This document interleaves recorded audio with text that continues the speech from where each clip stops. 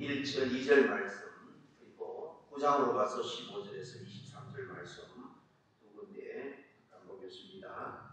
민수기 2장 1절, 2절을 우리 같이 읽습니다. 시작. 여호와께서 모세와 아론에게 말씀하여 이르시되 이스라엘 자손은 각각 자기 진영의 분기와 자기의 조상의 가문의 기호 곁에 진을 지게 회막을 향하여 사방으로 치라. 여기서 가문의 기호라는 것은 그 지파의 깃발입니다.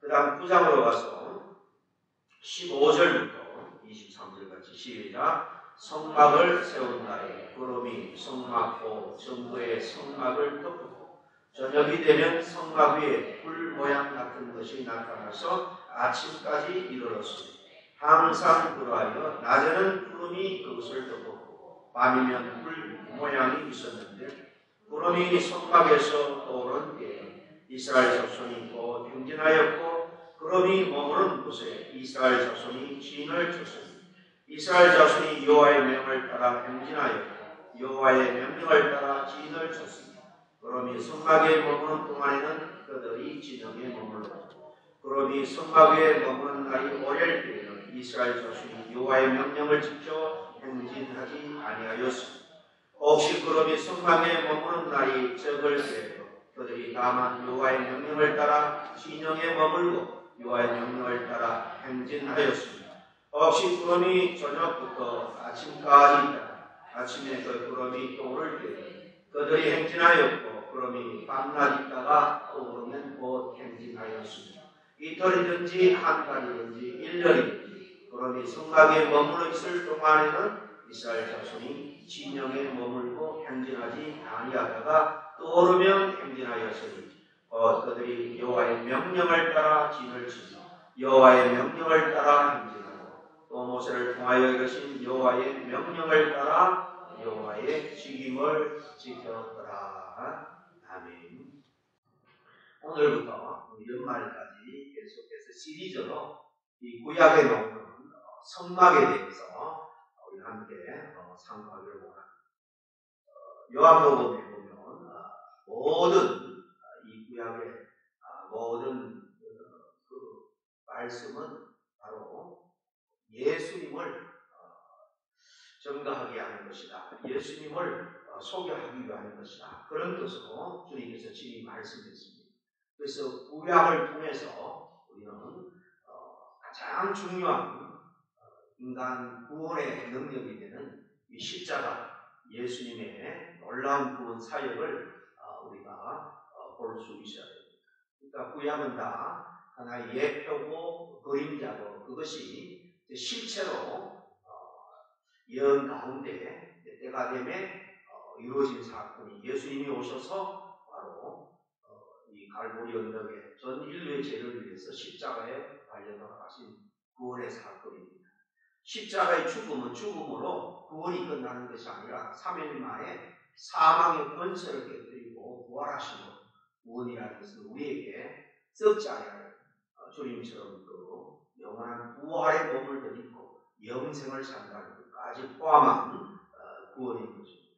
그래서 이 성막은 구약의 제사를 우리가 오늘날 그대로 드리지도 않는데 공부할 필요가 있나? 구약을 이렇게 깊이 우리가 탐독하고 연구할 필요가 있나 생각하기 쉽지만은 이 구약을 우리가 잘 알아야지 십자가의 은혜를 우리가 더 깊이 깨닫게 되는 것입니다. 특별히 성막도 성막에 행해지는 모든 제사도 그렇고요, 성막의 그 양식도 그렇고 다 예수 그리스도의 십자가의 사실 은혜를 미리 보여주는 것입니다. 그림자입니다. 그래서 이 제사장, 이 성막과 그리고 또 여러 제사들에 대해서 하나하나 우리가 공부할 때에 더 깊은 십자가의 은혜가 우리 심령 속에 더욱더 분명하게 선명하게 새겨질 수 있는 그런 시간이 될 수 있기를 바랍니다. 이 성막이 언제 세워집니까? 성막은 회막이라고 하는데요. 쉽게 말하면 템플입니다. 템플. 솔로몬이 이제 성전을 짓고 터를 닦고 기둥을 세우고 움직이지 않는 성전을 짓는데 그 전까지는 이 텐트식으로 된 이 성막, 이 타버너클이라고 그러죠. 이 성막을 하나님께서 출애굽 이스라엘 백성들을 시내산 밑으로 인도를 합니다. 6월절 그 장자를 심판함으로 바로가 손을 들고 이스라엘 백성들을 이제 허락하죠. 그 땅에서 나가도록. 그 밤이 바로 6월절이 제정된 날입니다. 바로가 9번이나 보내주겠다 약속하고 약속을 어기고 번복하니까 마지막 10번째 하나님이 모든 장자를 치는 재앙을 내립니다. 그 밤에 이스라엘 가정은 어린 양의 피로 문 사방 설주와 임방에 바르면은 그 밤에 장자를 죽이는 그 죽음의 씨를 내보낼 텐데 그 집은 양의 피가 있는 집은 내가 넘어가게 하겠다. 그래서 한자로 6월이죠. 6월 월장이 뭡니까? 담을 넘는다는 거잖아요. 넘을 월장. 이 6월절 밤에 이제 그들이 출애굽을 하죠. 그리고 홍해를 건너서 시내산까지 옵니다. 이 시내산에 와서 거기까지가 한 50여일이 걸려요. 그리고 하나님이 모세를 시내산에 올려가지고 시내산 언약을 맺습니다. 그 전에는 그들의 조상 아브라함과 내가 네 하나님이 되고 너는 내 자녀가 되어서 내가 지켜주겠다, 복을 주겠다 약속을 하죠. 이삭, 야곱 그 조상들에게 개별적으로 한 약속을 이제 큰 민족을 이룬 그 아브라함의 손 이스라엘에게 모세를 대표자로 세워서 언약을 맺습니다. 이것을 시내산에서 대표자 모세를 그 호렙산 시내산에 불러 올라서 맺었다 그래서 시내산 언약입니다. 출애굽기 19장에 나오죠. 내용은 내가 너희 하나님의 앞으로 되어주겠다. 그리고 너희들은 나의 백성으로 삼겠다.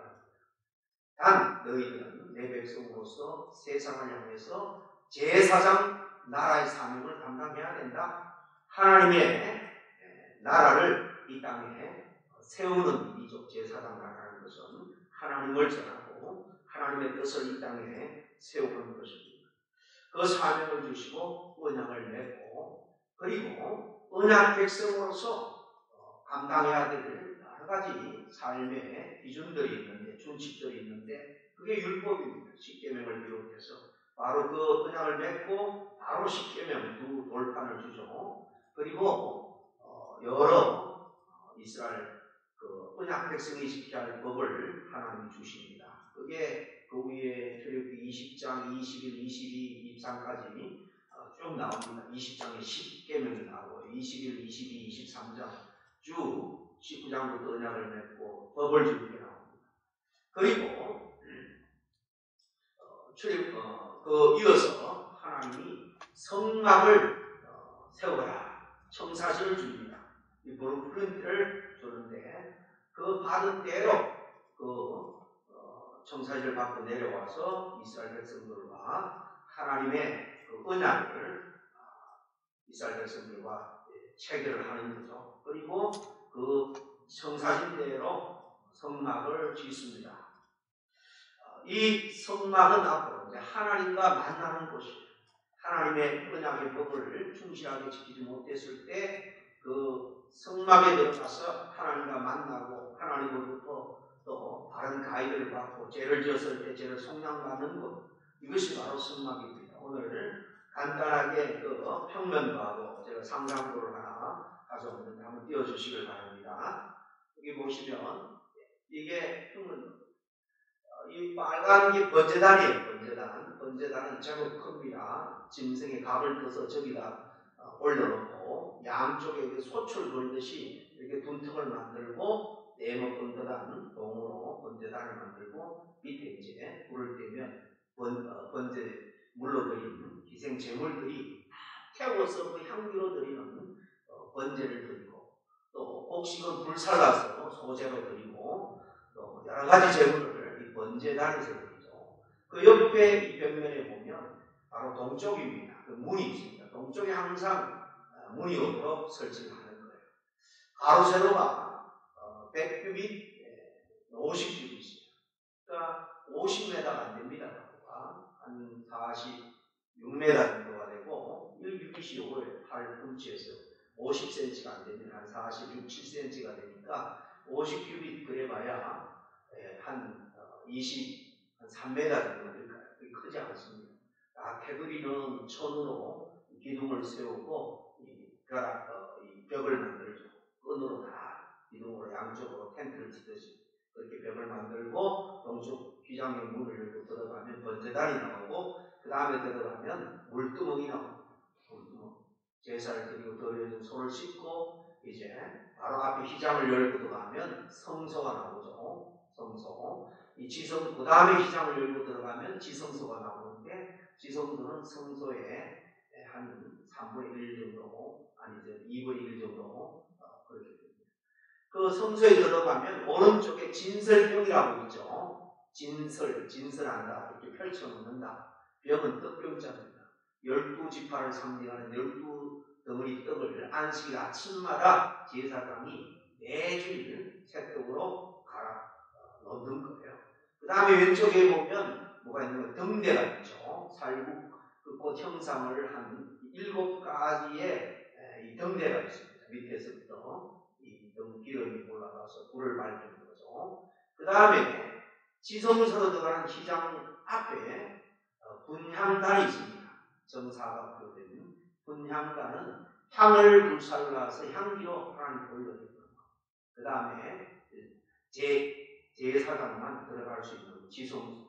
거기는 바로 덮개가 있죠. 분향개가 있는데 그 상단이 바로 양천사가 이렇게 날개를 펴고 있어요. 그래서 이걸 시원자 속죄소라고 말합니다. 1년에 한 번 대속죄 7월 10일 날 양의 피를 거기에 뿌리고 하나님 앞에 회개 기도하고 나와서 모든 백성의 죄를 하나님의 이름으로 용서합니다. 그렇게 할 때 내가 용서해 주겠다 하고 말씀을 하죠.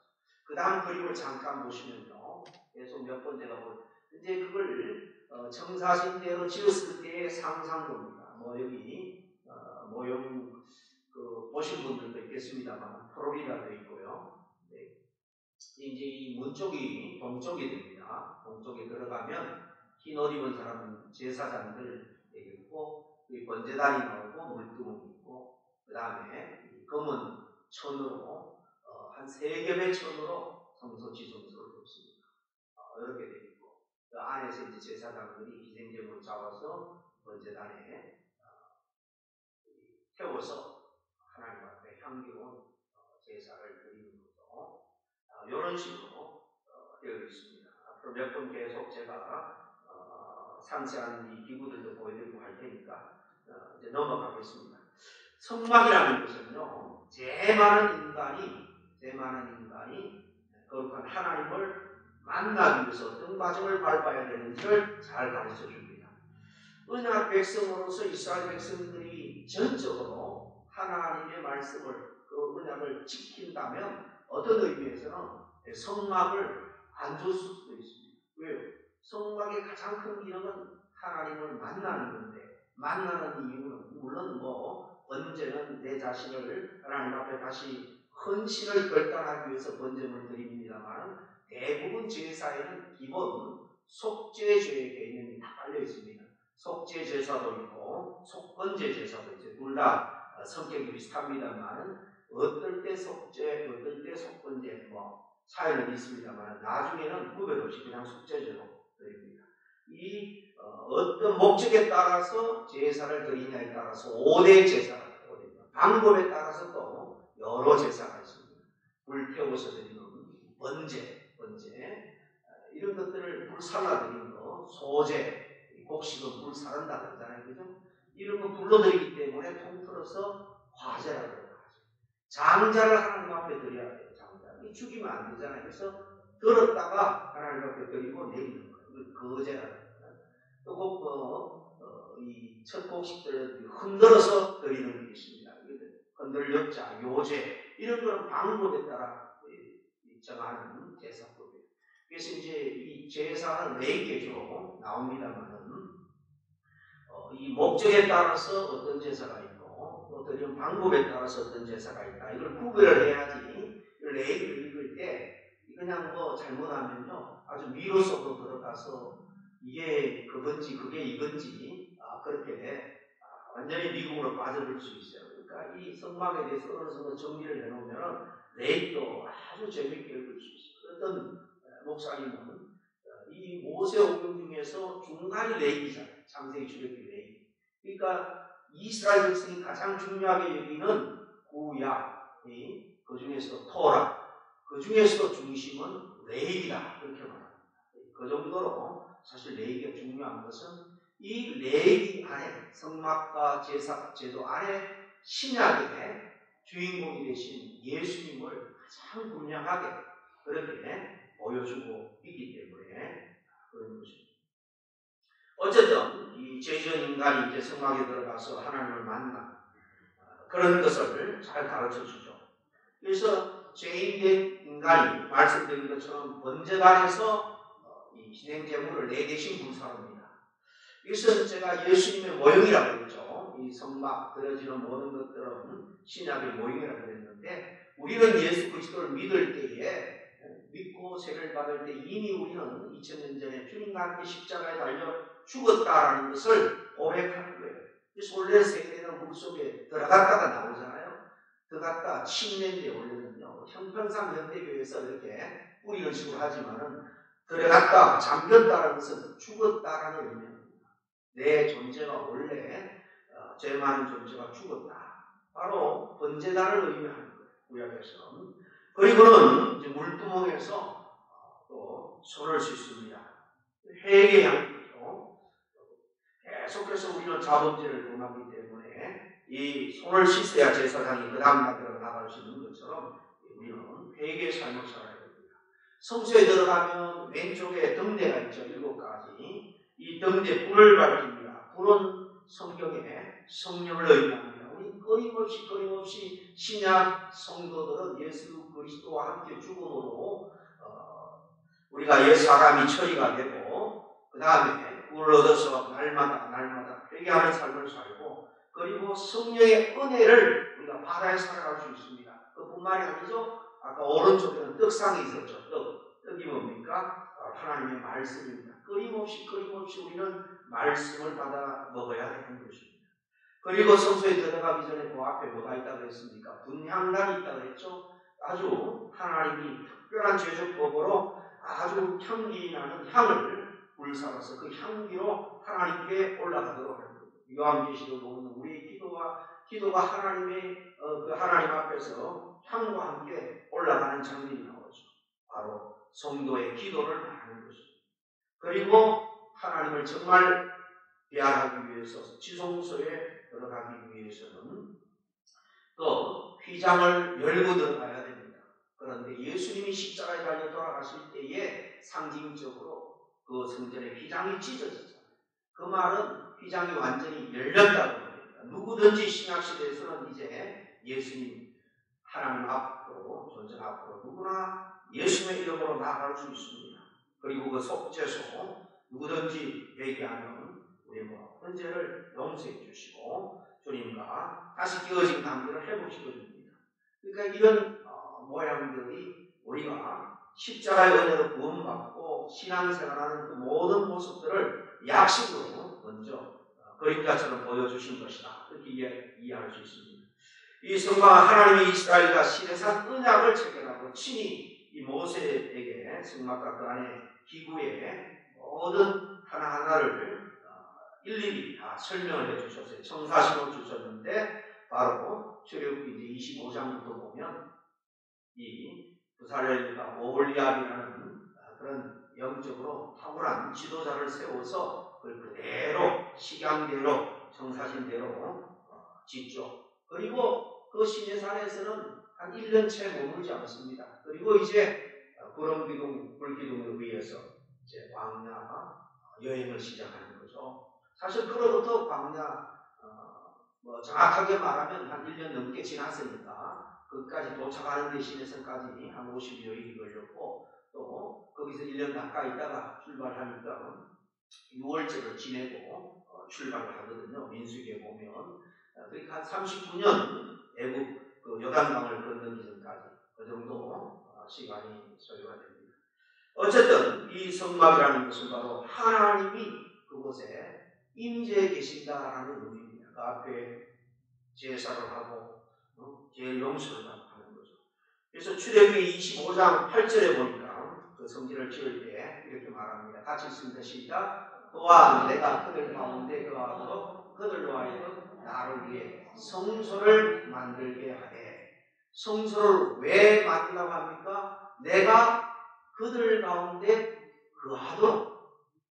거하도록 그렇게 하나님의 임재가 이스라엘 백성 위에 임하도록, 그래서 백성들이 하나님과 함께 거하도록 하기 위해서 이 성소 태블 성막을 만들려고 한 것입니다. 하나님이 거하시는 그 거룩한 장소라, 그런 의미에서 우리 이 성소라고 말해도 거룩한 장소, 생초이라고 합니다. 이 역할을, 성막의 역할을 좀 더 구체적으로 정리하면, 성막은 제가 앞에서도 잠깐 언급한 것처럼 하나님께 제사를 드리기 위해, 요즘 말로 하면 예배 드리기 위한 것입니다. 하나님께 헌신하고 영광을 돌려드리기 위한 것도 있지만은 죄를 속량받기 위한 거죠. 이렇게 제사의 목적은 죄인의 죄를 씻고 하나님께 헌물을 드림으로 하나님과 멀어졌던 그 관계를 다시 회복하고 하나님과 화목하게 되는 것이 바로 제사입니다. 둘째, 이처럼 성막은 하나님이 인간의 죄를 이 제물을 통해서, 속죄를 통해서 받으시고 용서해 주시는 장소입니다. 죄를 용서해 주는. 죄를 범한 죄인은 하나님을 만날 수가 없죠. 죄인이 전적으로 거룩한 하나님 앞에 나가면 살 사람이 아무도 없습니다. 100% 정말 완전하고 공의롭고 빛으로 충만한 그분 앞에 죄인, 그물 많은 우리가 그 누구도 설 수가 없는 거예요. 불가능한 것입니다. 인간은 죄를 용서받지 못하면 결국은 마귀의 종이 되어서 심판을 받습니다. 그 죄로 말미암아 지옥 심판에 떨어질 수밖에 없습니다. 그 죄인이 이제 죄를 회개하면 하나님이 불쌍히 해주세요. 그리고 속죄 제물, 그 희생 제물의 피를 통해서 온전히 그 죄 용서를 확정해 주시는 것입니다. 하나님의 대표적인 두 속성, 그러면 사랑과 진리죠. 그레이스, 은혜와 그 다음에 공의입니다. 공의. 이 정의, 공의, 진리, 이것은 변개할 수가 없는 거예요. 하나님 정하신 그대로 되어져야 됩니다. 그런데 은혜와 사랑은 하나님 어느 정도 우리를 향해서 좀 융통성을 가지고 대해 주시는 것입니다. 은혜로운 속성은 죄인이 대로 취급하지 않고 용서해 주시지만, 이 공의로운 하나님의 속성은요, 죄인들을 용납할 수가 없어요. 사실 하나님 앞에서 이 두 개는 서로 충돌될 수밖에 없습니다. 그렇지만 이 두 개가 절묘하게 완성된 게 십자가예요. 십자가. 이 십자가가 두 크로스가, 두 막대기가 크로스 되는데, 하나는 공의의 막대기고 하나는 바로 사랑의 막대기입니다. 여러분, 공의가 실현되기 위해서는 죄인이 죄값을 심판해야 돼요. 죄의 삭은 사망입니다. 공의가 실현됩니다. 아니 본인이 죽어야지. 생명값을 치러야 되니까. 그런데 하나님의 사랑은 인간 대신에 자기 독생자를 대신 죄값을 거기에서 담당하고 죽게 합니다. 하나님의 사랑이 십자가에서 공의와 함께 이루어진 거예요. 영원히 만날 수 없을 것 같은 그 하나님의 속성이 십자가에서 만나서 인간을 완전하게 구원해 주신 것입니다. 이렇게 성막은 인간의 죄를 용서하는 장소인데, 십자가에 주님의 정말 우리 죄를 용서하는 보혈을 잘 희생 제물을 통해서 나타냅니다. 세 번째로, 성막은 이스라엘 민족이 중심으로 삼는 것이고, 오늘 제가 여기에 좀 포커스를 두고 많이 말씀을 해야 되는데 서로를 너무 많이 하다 보니까 시간이 많이 갑니다. 아까 보신 것처럼 성막은 그렇게 크지 않습니다. 즉 사각형 그렇게 되어 있습니다. 한 6m, 23m. 이 성막은 이처럼 그들이 광야를 지나는 동안 그들의 모든 삶의 중심이었습니다. 솔로몬이 성전을 지어 제사를 드리기 전까지 바로 가는 대로 서면 서는 대로 이스라엘 백성들의 그 공동체 항상 중심에 이 성막이 있었습니다. 성막의 핵심적인 거룩한 기구는 이 하나님의 언약의 법, 십계명이 들어있는 그 법궤죠, 법궤. 그러니까 이동할 때는 법궤가 맨 앞에 가고 그 다음 성소 기구들이 이 제사장들을 레이지파죠. 고핫게르손 머라리가 자기의 맡은 소임에 따라서 일부 물건을 수레에 싣고 어떤 중량 기구들은 다 어깨에 메고 그렇게 가는 것입니다. 그러면은 질서를 따라서 이스라엘 백성들이 움직이고 이제 구름이나 또 불기둥이 서면 거기에 제일 먼저 그 성막을 만들고 그 지성소의 법궤와 여러 성구들을 안치를 합니다. 그러면 동서남북 세 지파씩 12지파니까요. 거기에 정착을 하게 됩니다. 그게 한 달이든 오늘 읽은 대로 심지어는 거기 계속해서 하나님의 영광 임재를 나타내는 쉐키나의 구름이 거기에 불기둥과 함께 머물면 항상 거기에 그냥 머무는 겁니다. 그 구름 불기둥이 옮기면 움직이는 거죠. 바로 이 성막은 말씀드린 것처럼 예수님의 모형이요 그림자입니다. 미리 예수 그리스도의 사역을 보여주신 것입니다. 그래서 사도 요한은 예수님을 성막으로 오신 분으로 소개해요. 요한복음 1장 14절에 보면 말씀이 육신이 되어 우리 가운데 거하시네. 잘 아시죠? 말씀이 육신이 되어 인카네이션 몸을 입고 오셨는데 우리 가운데 거하신다. 이 말씀 로고스 하나님입니다. 하나님이 인간의 몸을 입고 우리 가운데 거하셨다. 이 거하신다라는 말이 무슨 말인가 하면은 원어적으로는 장막을 치다 그 말이에요. 하나님이 독생자 성자 예수님 하늘 보호자를 버리고 이 땅에 와서 믿는 우리들 가운데 장막을 치신 거예요. 예수님은 우리 가운데 성막으로 오셨다는 거예요. 구약의 성막 중심으로 이스라엘 삶이 형성된 것처럼 믿는 우리들도 성막이 되시는 중심이 되시는 예수님을 중심으로 모든 것을 우리가 믿고 또 순종하고 따르잖아요. 그죠? 우리의 성막이 되신 예수님 우리에게 이렇게 이 요한복음 1장에서 요한만이 직접 예수님이 이렇게 얼른 보면 우리 번역본으로는 알 수가 없어요. 그리고 원어적으로 보면 이분이 바로 구약의 성막의 실체로 오셨구나 하는 것을 우리가 깨달을 수 있습니다.